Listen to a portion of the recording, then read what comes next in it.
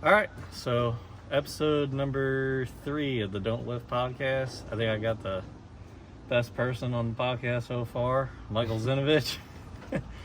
I got a whole bunch of clips of Michael not lifting and saving stuff that shouldn't have never been put back on wheels. Bag up, Terry. Put it in reverse, Terry. Put it in reverse. Oh, Lord, jeez. Oh, jeez. So, good to catch up with you again at your house. Yep, it's been fun. Yeah, we're in Devin Loveland's Yep. chassis. Yeah, this is the second chassis I ever built. It was built right after mine.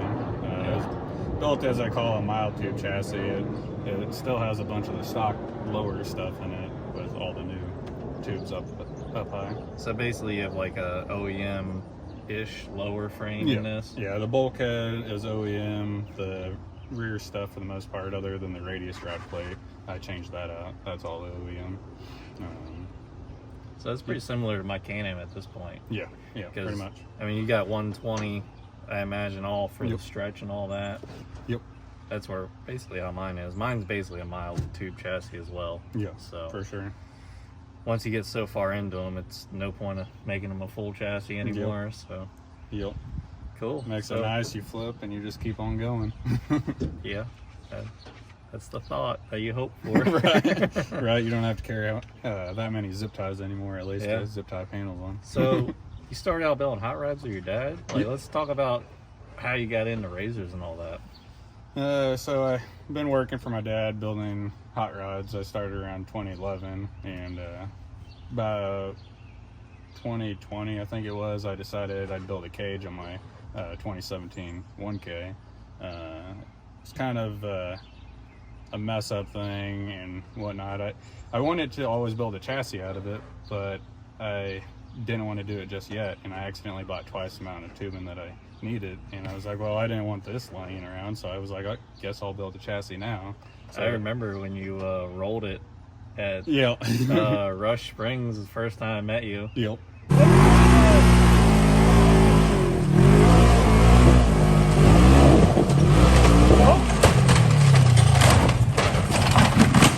And I have that video. I'll see if I can find it. Yep, I had the black pipe welded in my stock cage. Yeah, you had all kinds of reinforcements in your stock gauge and everything. Yep, which I actually put all that black pipe in it just for Cialis is the main reason. We were going there and to Disney and didn't have time to build a cage for it. I was like, well, that's the only hill I want to hit. So I welded black pipe in it, went straight there, hit the hill, and made it on Bighorns. It was pretty fun. Yeah. But kind of missed the Bighorns on a lot of the yeah. people's razors anymore. The Rockzillas kind of made it so easy that you have to find stuff that you can actually get hurt on to do anymore. Yeah, actually be impressive. Yeah, the beatdown was fun. But yeah, just after so many times of rolling, I decided to go ahead and build mine into the chassis there, and then I was like, well, I might go ahead and build some cages. And at the time, I was still doing it on the side, working for my dad.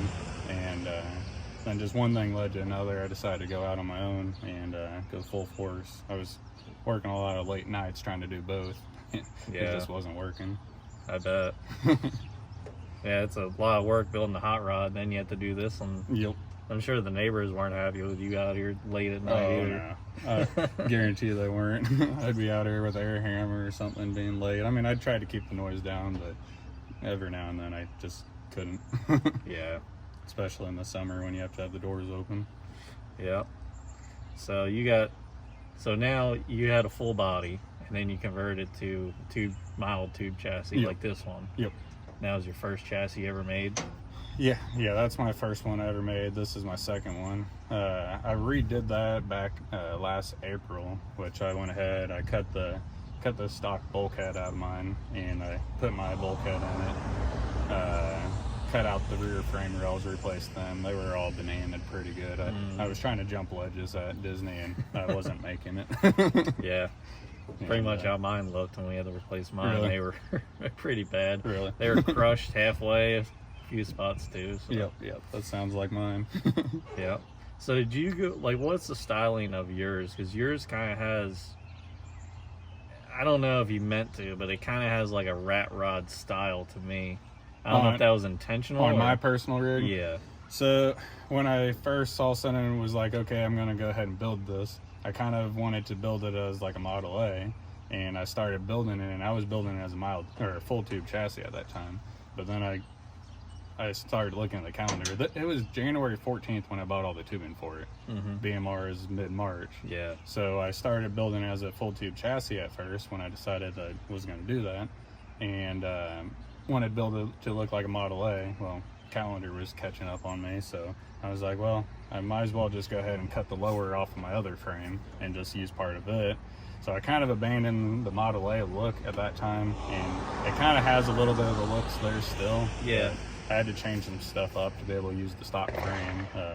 Just the stock stuff back here is so high, so I had to go just move stuff around, but that's why it kind of has that look. Yeah, I never really knew what it was. Yep. But like with your taillights that you had on it and stuff like that, I'm like, he's going for some sort of rat rod look. Yep. Yeah, I bought the taillights, one of the first things I bought for it when I was building it as the chassis, and I just decided to keep them on it. Yeah, honestly, I can't believe they survived all these years. Right. Well, they're kind of flickering on and off. They've been ripped off a couple times.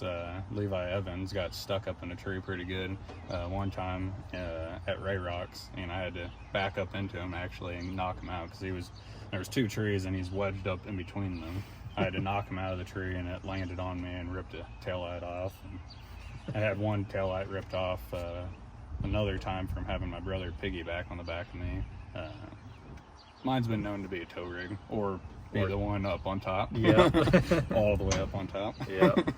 Michael was the first one that got stacked, and that was the first viral video that we had, and then we did it in Utah.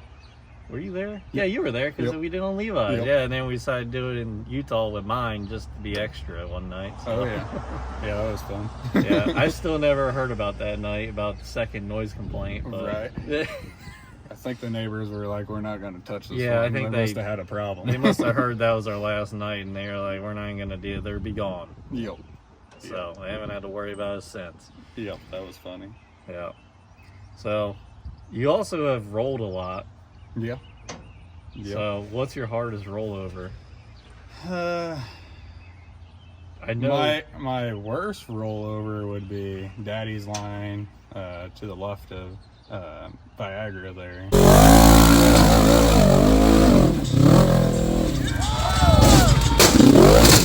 That's the one you got knocked out in reverse. Yeah, went up, and being that high up, didn't know I'm lifting up off the ground, and by the time I realized it, I tried to hit reverse. I had clutch problems at that time, and it wouldn't go, and finally I felt it go. I knew I was off the ground, so I pulled my feet back, and remember the front end hitting, and remembering, wow, this is a hard hit. Next thing I know, people are filling my head and taking my helmet off, asking me about my legs, and turned out I was knocked out. But luckily I did get in reverse, because when I landed I went full throttle and backed up into people. Yeah, I'll see if I can find that video. That was pretty violent. Yeah. If I was still in low, I probably would have, I guess, gone again without knowing it. Yeah. But my hardest flip probably would have been Rush 2023 New Year's, I think it was, when I did the barrel roll on there on Suicide. Oh shit. Ooh, that's a hard one. Oh, fuck, that's a hard one.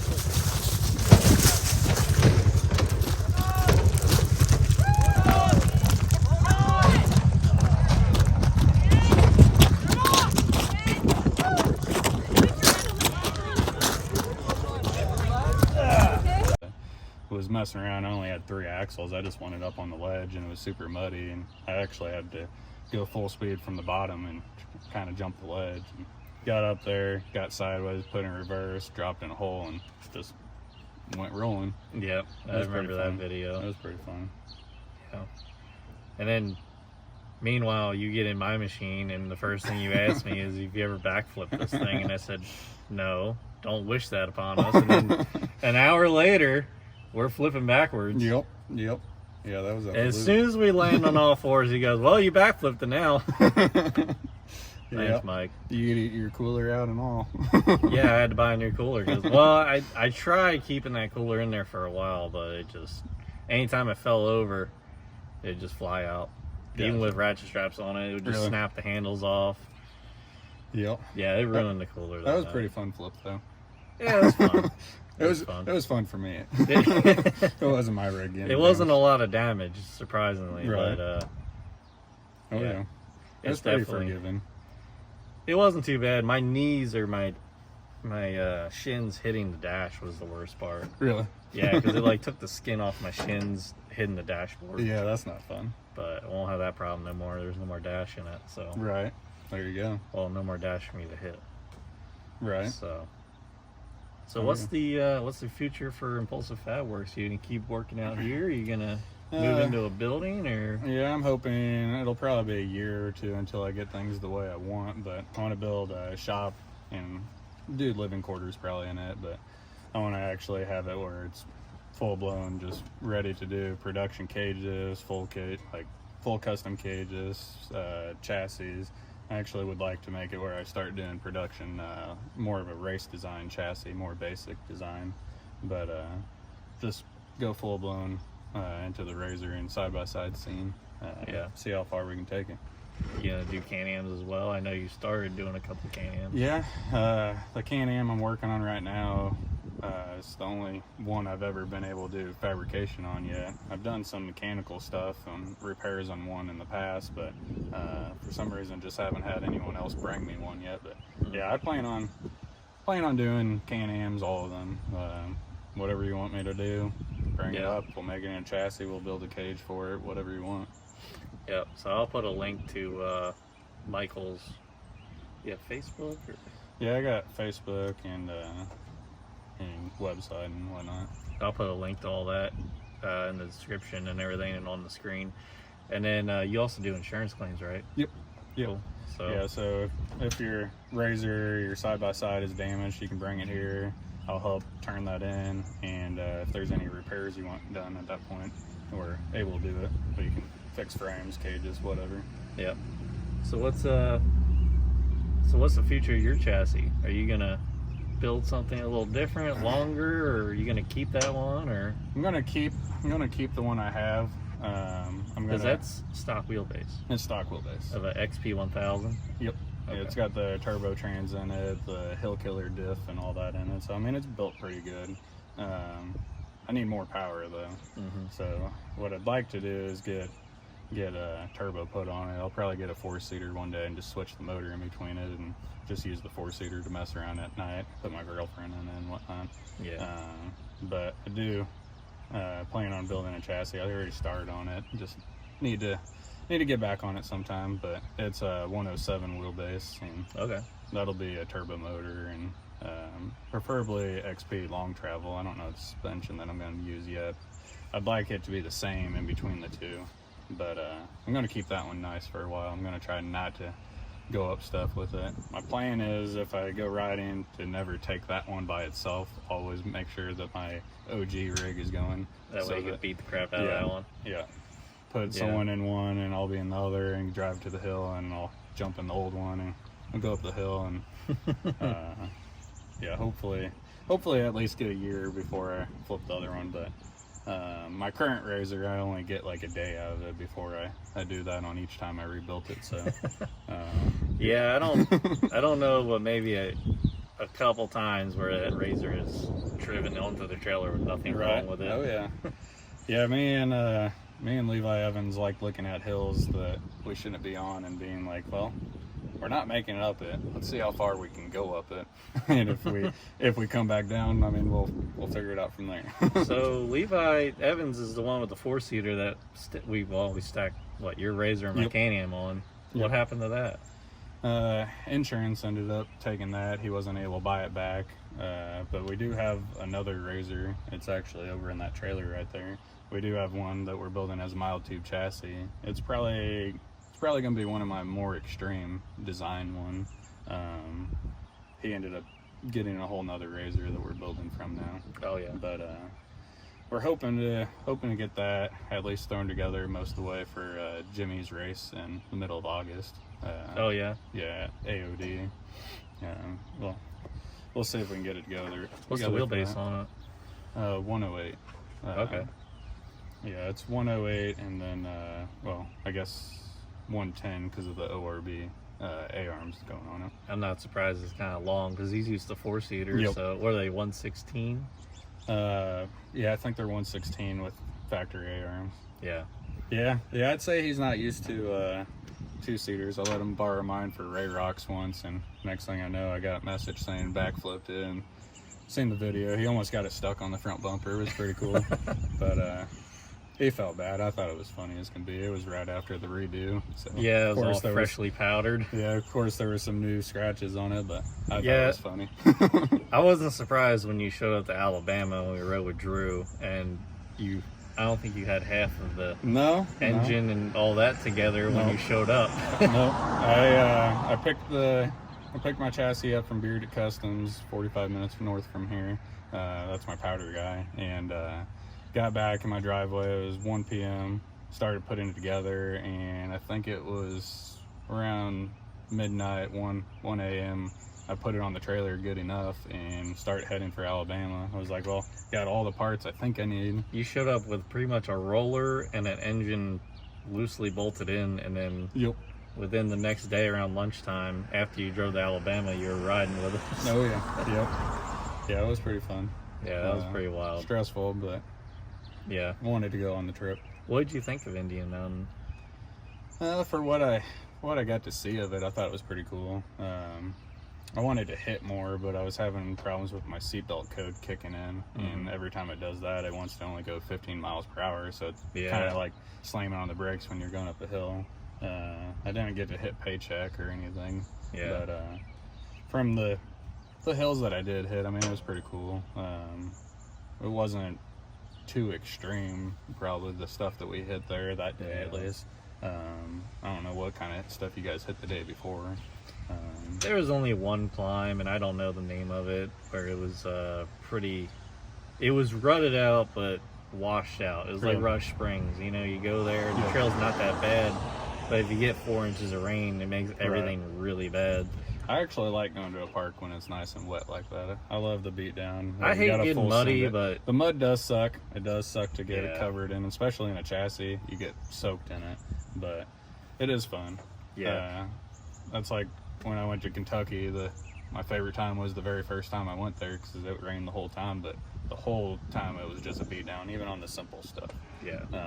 But it definitely makes it more fun. So Black Mountain is where you're talking about. Did you do mason jar and all that or anything? I didn't do it the first time. It was the second time I went there that I did it. I made it up mason jar. The third time I went there, I actually flipped on my side, but I didn't make it up mason jar that time. I've never made it. I only went once with Blown Budget, and Really? yeah, I didn't have great guidance.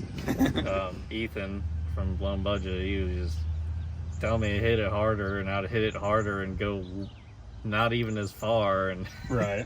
Oh, then I got in a bad spot apparently, and they all told me the winch, so that's what I did. But yeah, it was muddy and raining the entire time. Was it? That was actually the time the tornado went through Kentucky. dang. And we were on the top of Lion's Den. We had no idea there was a tornado like 15 miles It's a away. great place. But when all the trees were bending like this, we kind of had an idea something was going on. Right.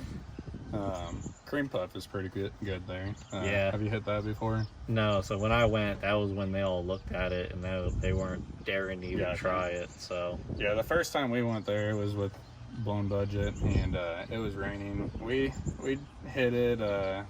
We didn't really do that great. Drew hit it. Drew Corwin. I hit it, and one other person hit it. I forgot, but we were basically getting halfway up and just slipping and sliding all over the place. It was fun doing that, but the second time I went, I hit Cream Puff again. I actually flipped all the way at the top. Luckily, when I flipped, I got stuck by a tree, so I didn't make it at the bottom, because that's a long ways down. yeah, it is. And then we went back the third time. I really didn't want to hit it, but everyone was going up it, and I was like, okay, I'm going to go ahead and do it. It was nice and dry, so went ahead and did it, and I made it up top, but that hill made me realize that I don't need a sway bar in the back.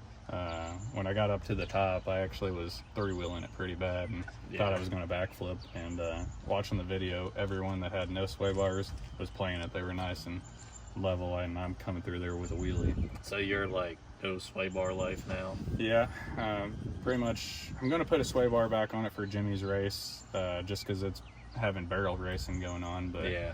I actually want to get that electric unlock sway bar. Yeah, it's for that. pricey. Yeah. I kind of thought about, I mean, if you could find like a cheap one off a Jeep Rubicon and then just cut it like the center section out and then just weld it up to your own. Right. Because these things don't weigh as much. I mean, it should be fine. Right. It might be a cheaper option. Right. Yeah, that'd be something to look into. Yeah. Because I definitely would like no sway bar. $900 for a sway bar that you hit a button, lock in, lock out, just seems overpriced to me. Yep. Yep, for sure. But I mean, for the most part, I'll probably just put my stock one back in. I'll do that race, and I'll just unbolt it after that. I'll leave the sway bar in, and I'll just kick it up. That's what I do with mine. Yeah. I never hook it up though. But Yeah, I've always wanted to try it without it, but when I was putting it together for Alabama, that was one of the things I wasn't worried about putting on because I didn't have the time to do it. So I tried it there and loved it since. So haven't been running it since. So you stayed at Indian Mountain the whole time? You didn't go to Chocolaco with us? Nope. Yeah, No, I wish I did, but but I only had part of a day riding there, and I didn't want to go to the next place. Plus, Jay Wilson and them that I went down there with, I didn't want to leave them and go somewhere else. So Chocolaco was, I mean, it's. I've been twice. And Really? Yeah, I want to go tomorrow. Like that place is awesome. It's like a mixture of Rush and S'more and Disney. Well, not really so much Disney, but it's a mixture of all like the good parts we have. Really? Yeah, all in one. Like a lot of ledges where you just jump and land at the top, That's or fun. jump the gap, or whatever. You know? That's the kind of stuff I like. Yeah. I mean, the Utah stuff when I went with you, I mean, that was fun. But I'm more of the full send, jump, and hope you're sticking kind of riding. But yeah, Utah, you got to kind of risk it every single time you climb something. And it doesn't seem like it's much stock razor wheelbase kind of place. No, like everybody's 108 to 110. Yep. I'm short when I go there with a stock X3. Yep. So I know that one day I got out of riding mine, I was struggling keeping up with you guys. Yeah. It was noticeable on the wheelbase for sure. Yeah, but that roller coaster trail that we did was an awesome trail. Yep. That was a good time. Yeah, that's for sure. Well, what's some places you're planning on going or want to go? Do you have anything like... I want to go check out Texplex more. I still haven't been able to check that out too much. I went to the race just last month or whatever, but I didn't get to ride at night because I have electrical problems. My power steering and some other stuff's messing up, so I didn't get to go explore at night. I just did the race only. But yeah, I mean, there's several places out of state I'd like to go to. I'm bad with names on the places and all that. Definitely want to go to the Chocolaco that you guys went to. That video looked awesome that you guys did. Unfortunately, as soon as I got there, like, we were just riding the easy trails, and my bolts for my differential just ripped through the frame and ended my day early. Really? So I remember hearing something about that. Yeah, so I didn't get to really do much either. That's no fun. No. Like in Drew's video, you see, like, I put rocks on top of the differential trying to hold it down. Did you? I didn't see that. I was trying to pull like something you would do. Right. Like, I would put ratchet straps around the rocks, and it just it would work, and then it would take one, like, the tires would come in the air and then hit, and then the diff would go like this and break the rocks in 3 pieces, and then they fall out, and I couldn't find rocks to keep putting them in and stopping everybody, so I was like, I'm just gonna go back. Oh yeah. Yeah, that's definitely no fun. No, I almost made it up like a 5-foot wall, vertical wall, and I made it and landed, and I kind of was trying to be easy on it, and if I wasn't easy on it, I think I would have made it. And Billy was like, hit it again, you got it. And then Drew was like, don't do that again, your differential just almost did a backflip. I remember hearing about that part. Yeah. that quote right there. I remember hearing about Yeah, that. he's before. like just almost doing a flip inside the frame, and I'm like, all right. yeah, because you guys all came back to where we were and was talking about some of the stuff. I remember hearing about that part. Yeah, because I was just like, at this point, I didn't really care for Indian Mountain, to be honest, and I was like, I'm not driving.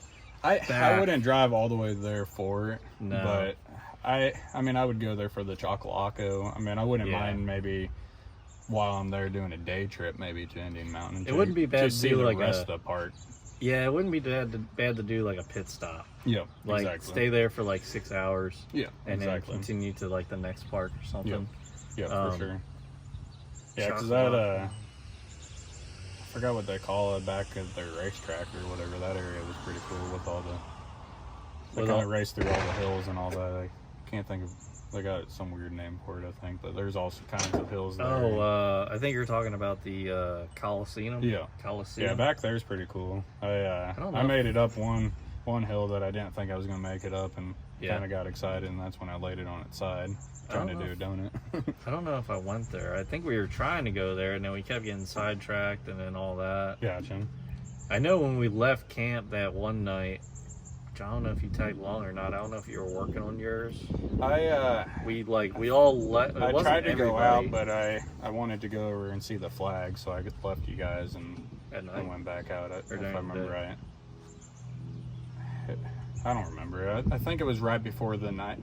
I know I left one of the groups and went to the flag thing right before it got dark, and then I came back and then I met up with some of you guys. Yeah. But I didn't stay out. It was definitely not the same time. We left camp and went like a different way, and just came up to like a nasty rock wall. And I remember like 3 people broke immediately. Really? It was like, well, turn around, and head back to camp, because we finally got on the trail. And like, it's one thing that kind of I can't stand is like you wait around for 4 hours and then you want to go riding and everybody's brakes immediately. It's like, do I go back to camp, or do I kind of be a little bit of a dick and just keep going? So, yeah, sometimes you just got that unfortunate mistakes or whatever. Like Sean, when we were there on paycheck, he lost a bolt out of the Heim for his instead of running the Kellers, he was running the Heims, and the bolt fell out, so it all dropped and bent up. And then the Keller just snapped off on the green trail, which I think was the same place. Yeah, because I think he broke that. Oh no, that was I don't know. He goes through a lot of ball. I was gonna say, I think he broke one earlier that trip, and then Billy had him run the Heims, or maybe that was the trip before. Then Billy had him run the Heims, and the little bolt that holds the Heim on just fell out. Yeah, and then he had the same problem when he went to Adventure Off-Road Park in Tennessee. Did he? Yeah, but I think he's got the resolution to that now. Really? Yeah, hopefully at least. It sucks for him. Doing ball joints every 30 minutes, you know. I haven't had that problem. I mean, occasionally when I backflip or cartwheel or whatever, I'll break a Keller, but a lot of times it should be breaking them. Yeah, I haven't broke one, but I'm like, stop talking about that now, because I don't know. Jinx you again, kind of like the backflip. Yeah, you're bad luck, man. Bad enough sitting in this chassis with you. Right. I'll get mine done. First time I take it out, something will happen that never happened before. Right. Oh, yeah. Hell yeah. Cool. Good catching up with you. Oh, yeah. Appreciate grabbing me some parts. Yep. And if you guys need anything at all in the Kansas City area, hit up Michael. Yep. Good dude. Always do you right, so. Oh, yeah. Cool. Well, I guess you gotta get a whole lot of work done, and then I'll get mine done, and we'll go riding somewhere soon. Catch you back in the trails. Yeah, so August, you're planning on going to that, what used to be Mid-America? Yeah, it's like the race is August 15th is the qualifications, and I think the 16th is the race. I'll be there. I'm actually going to set up a booth there and bring some parts there for sale and all that. Have a event discount there. Oh yeah, talk about your some of the parts you make, because I mean you have a lot of pretty wide variety of. Yeah, I'm slowly getting more and more. I mean, I got a mini bulkhead that's able to go into like a Turbo XP, and it converts it to having the RS1, but you're also able to pull the diff out the front. I also have that same thing for Turbo S, because their diffs suck to come out too. So, but they're already RS1, so it's not really converting them to it. But yeah, the diff can come out of the front of that, so you don't have to pull the rack out to pull the diff out. And got Pro XP, Turbo S, Turbo XP, chassis bulkheads and chassis lowers that I sell. And then Since I don't really know razors that well, like if you have a Turbo S and you put your bulkhead in it, do you have to touch the radiator and intercooler or anything like that to pull the diff? Or so when you do the mini bulkhead, the only thing you got to pull off is the front fascia, unless you trim off the bottom, and then you pull off the bumper, and then you got to do whichever option you want to do to pull the axles out of the diff, of course. And then the radiators just stay in there. You don't have to pull them out. Oh, okay. So you keep those in there. You undo 8 bolts in the front cover, and it comes off. And then you just take your diff bolts out and slide it out. Okay. It makes it a lot more easier to change, just to pull out, inspect, or replace, or whatever. Yeah, because the conversions and the XPs, they're hard to get in and out, especially if you go rolling and get in it tight. And then the Turbo S's I thought were better, but I did one of those for the first time a while back, and it wasn't very fun. I didn't realize you had to actually pull the steering rack out to get the diff out. The one time I was around for the whole job of like a Turbo S, they had to pull the rack out and all kinds of stuff. Yeah, and I was just like, geez. And I looked in there before they started it, and I was like, I don't understand how that diff even goes in that machine. Yep. And it sucks because in special line of dynamics, you got to make sure to get it back in, the rack back in the right way, or you throw off the dynamic stuff. Oh, like the angle? Yeah, the angle. Oh, yeah. Yep. So this makes it where you don't have to pull the rack out and mess with all that. You just go in there and you replace this, which it's pretty easy to weld in. It's a weld-in part. I can either do it or ship it to them, and they can weld it in. Yeah.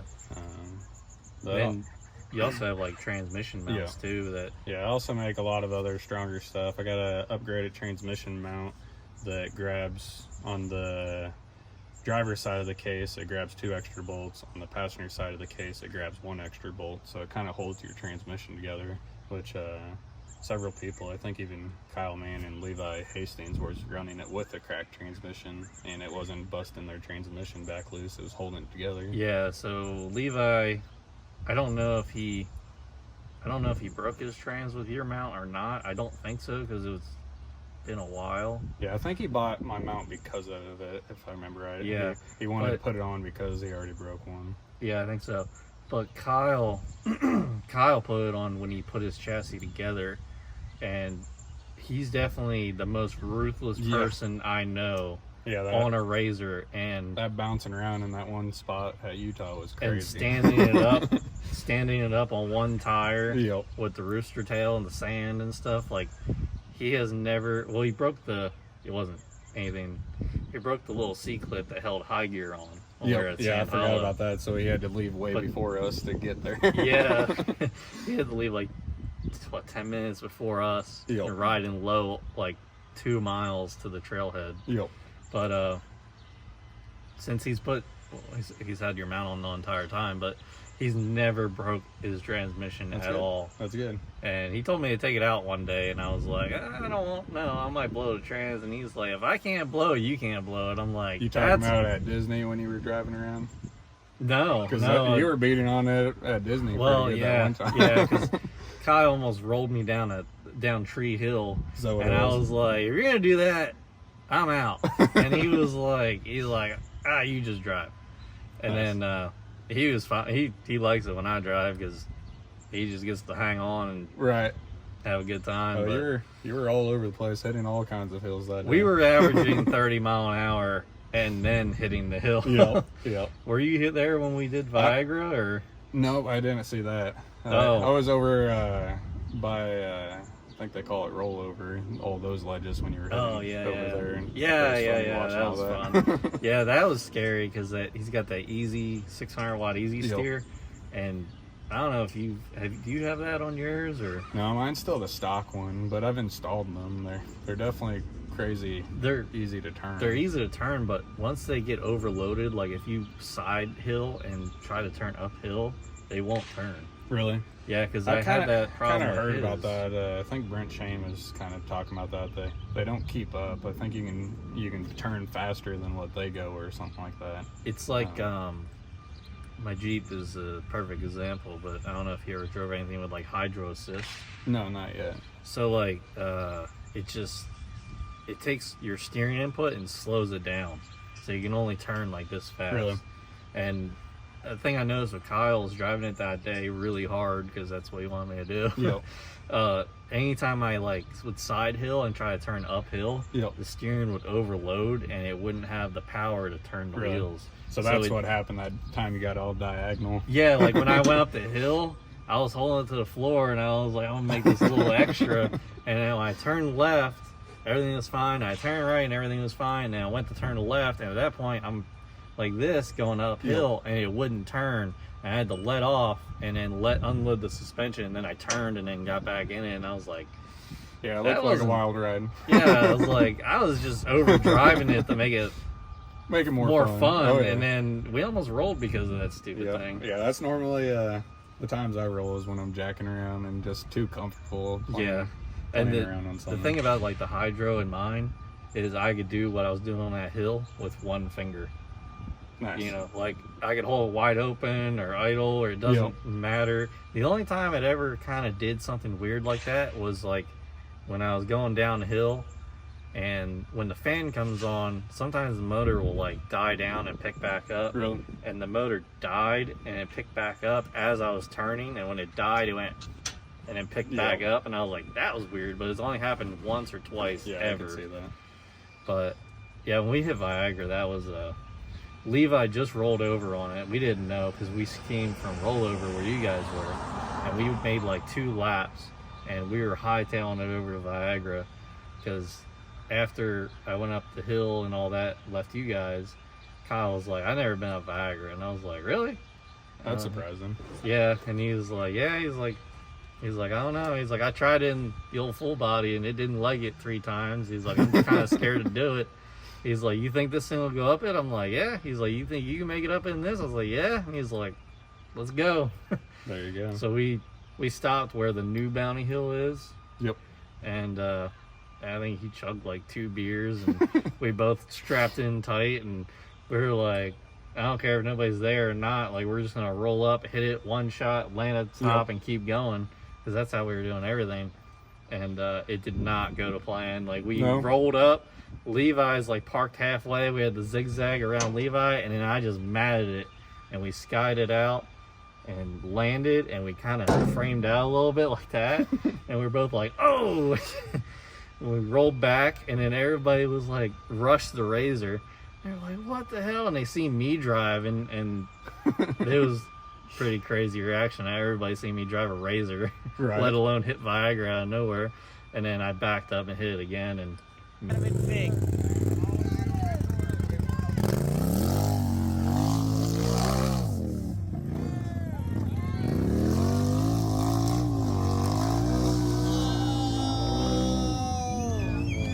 it. But like, there you go. we were like, man, we didn't do it. Like, we weren't even gonna do it the second time because we didn't one-shot it. We were thinking about doing another loop and coming back and trying it again. Right. Should have came back down and did Heroes. I thought about it, but he's got that Sand Hollow off-road shifter. It's like a full-size shifter. I'm just not very comfortable with it because it's really short. Like, this shifter, I wouldn't really think too much about it. Like, that's you can punch it, you know. This one's pretty good. Yep. But his is so low and not a lot of leverage. You have to really like hit it low and right on. Yeah, I get and that. I just don't. Plus his sometimes doesn't want to go in reverse a lot. Really? That's how mine used to be whenever I was running the stock clutch, and now I'm STM clutches, and it ships perfectly. He put a brand new clutch. Well, I think it was a relatively new clutch on his, and had problems with it locking up. And now he puts his like wore out clutch that clacks and makes all kinds of noises. Really? It works great. But he can't stand it making all that noise. It sounds like the motor's blowing up, you know, but yeah, yeah, for sure. Yeah, my clutches, they were actually so bad in Kentucky when I went the first time. I'm actually having to grab shifter and yank it all around trying to get it to go. Each time, I mean, there was no saving if I had to hit reverse when it was there. It was basically... That's hell on the shifter cable. Yeah, it was pretty rough. It wouldn't even shift right if I even shut it off and tried to shift it.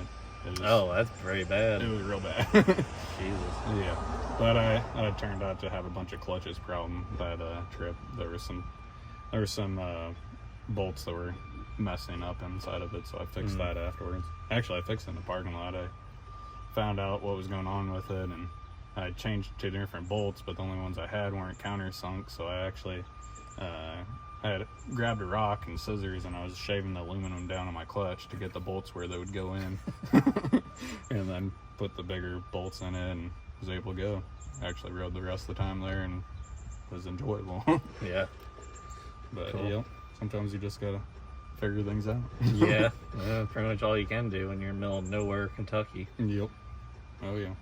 Well, we'll have to get together again soon and go ride Oh yeah, somewhere. for sure. When Levi's got his done too, For sure. because you gotta get the whole party. You know? Yeah. Gotta get him out there. Yeah. I don't hit stuff as hard when he's not out there, so. You think about things too much, and you're Yeah. like, nah, I'll pass it now. Yeah, we push each other too much. We're bad influences. But it's fun. Cool, man. Great catching up with you, and we'll see you out on the trail soon. All Hopefully. right. Sounds good. All right. See you guys. See you.